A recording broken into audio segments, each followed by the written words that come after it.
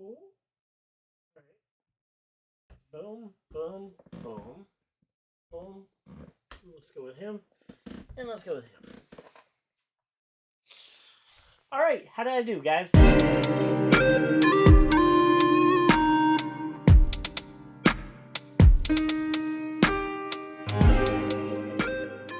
All right, so despite the comical intro that I had there, picking my roster at random, I do want to talk about the fantasy picks here in Fantasy Friday for Daytona.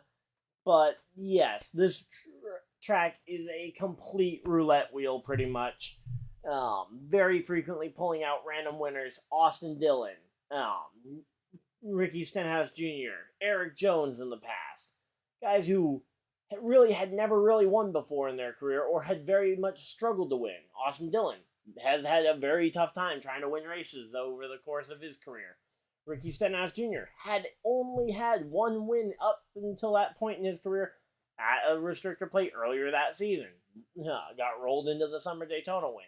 Eric Jones, it was his first career win. Now, granted, it was his first season for Joe Gibbs, but still, this track does seem to favor the more random winners. So, as per usual, I am going to put up the odds over there.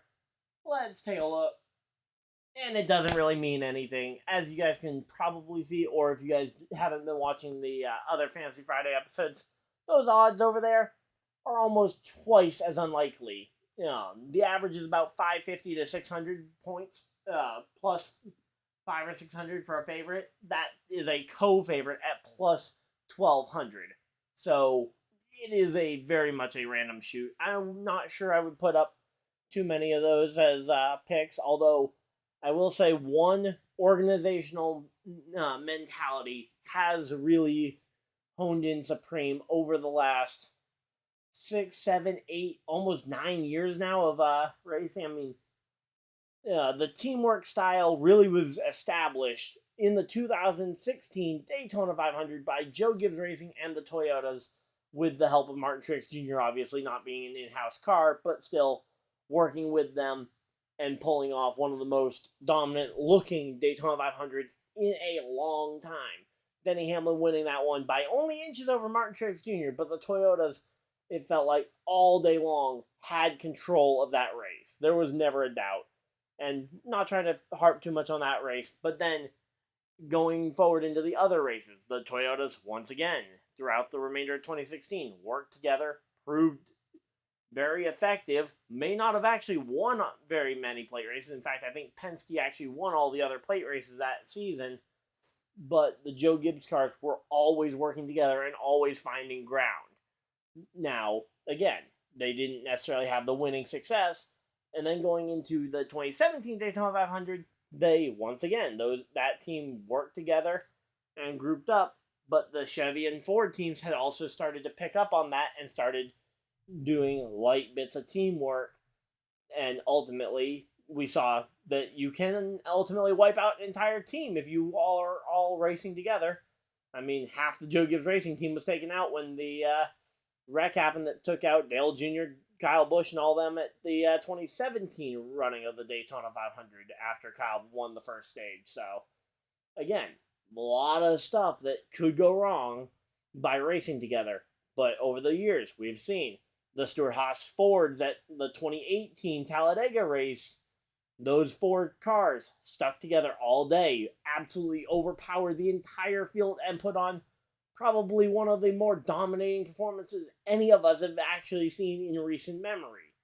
And then again, the Penske Fords have teamed up with the Roush Fords in the past to dominate some of the Daytona races. The Daytona 500 in 2019, the Roush Fords, the Roush and front row Fords were working well together. The Penske Fords were in that mix too, and ultimately they were one bad restart away because Michael McDowell opted not to try and help Joey Logano and decided to try and help himself get a better finish in the 500 and set him up for a potential win if the leaders crash.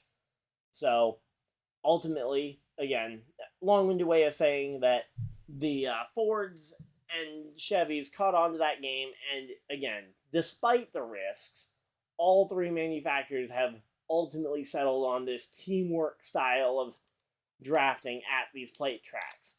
I mean, it's part of the reason why Toyota's going out and getting 2 more cars, which I'll be talking about in a video probably later, probably next week, talking about the new team that Toyota has gone out and acquired and what it means for potentially them going forward. But, yeah, so this teamwork strategy, despite the risk, has proven very useful that all the manufacturers are now using it and are using it to great effect. Again, the Fords have used it to great effect, and honestly, I think the Fords have proven the most successful with it, despite the potential lack of success from the plate race in recent years. So, again, it will come down to which manufacturer and which teams are most willing to work together. And looking at the teams, first off, Toyota does not have enough cars to effectively work together. Again, part of why they're going out and getting more cars. So, at the moment, I would say Toyota, they could luck into this one, but I wouldn't probably put too much weight on the Toyota camp. The Chevy camp, you are just, I mean, I'm going to put them up on the screen, but look at all these different organizations that all make up the Chevy camp. I mean, Trackhouse has 2 cars. RCR has 2 cars. Petty GMS, or Legacy Motor Club, has 2 cars. Hendrick has 4.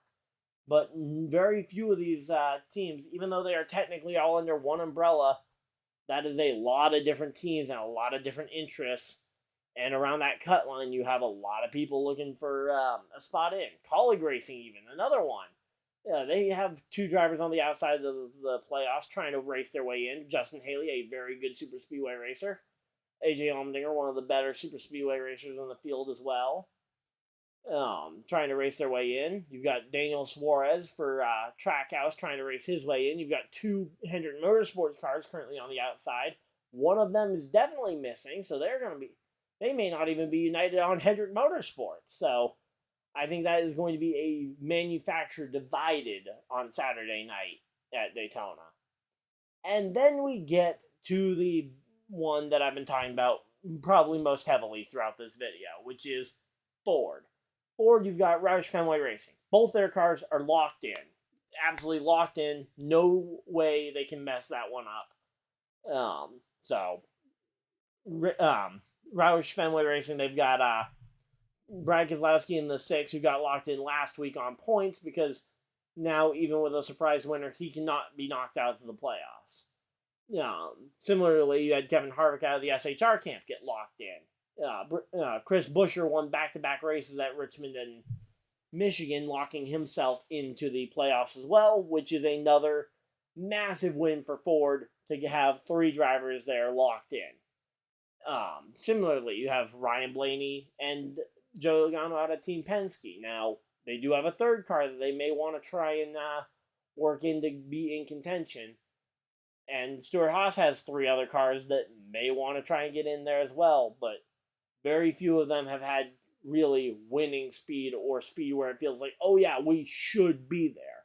Unlike with the 2 Hendrick cars, where I'd be willing to say that both drivers, Chase Elliott and Alex Bowman, both feel like they deserve to be in the playoffs.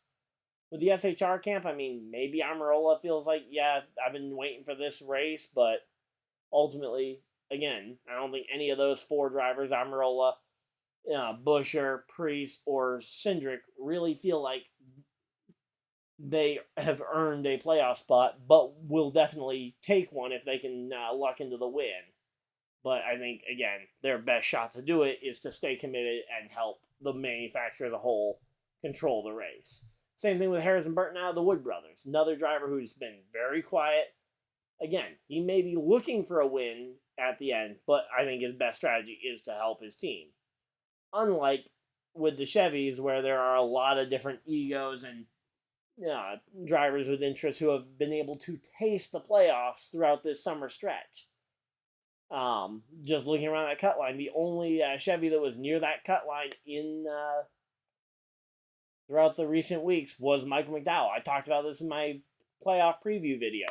Michael McDowell was really the only Ford near that cut line battle at all this whole time after Buescher got his win. So there really isn't a bunch of competing interests from drivers who have tasted the playoffs this year. So I think the Fords will be the premier manufacturer. So I think you'll see a lot of Fords in my lineup. But yeah, and if you guys are really good with silhouettes, you might already know who my lineup is. But I'm going to go assemble my lineup in the graphic, and I will be right back. Alright, so in closing, over on the side over here, I have got my personal lineup for this weekend's race, including guys like Buescher, Keselowski. I also include a couple of Chevys, just to diversify a little bit.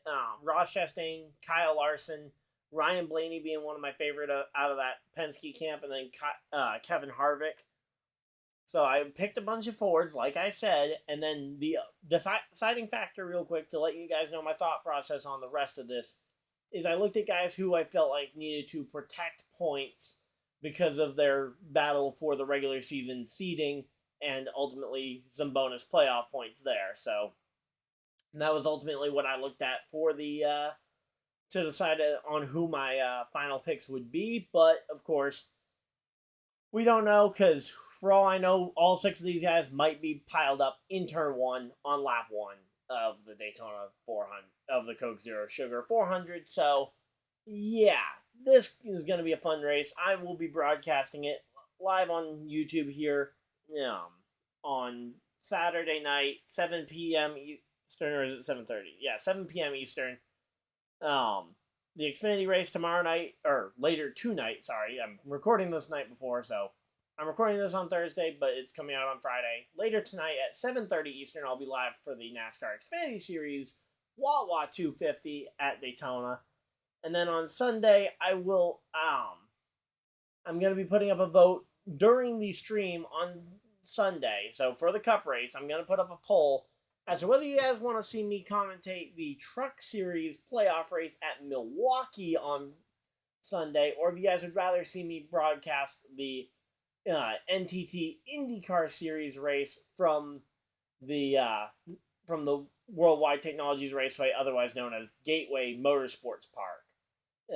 Let me know in the comments down below here, but of course, as I said, I will be running a poll during the race on Sunday as to which one you guys would like to see me do. So, of course, let me know over there what you guys want to see me do, but until next time, I'll see you guys in my live stream later tonight for the NASCAR Xfinity Series, and enjoy. I will see you guys later. Goodbye!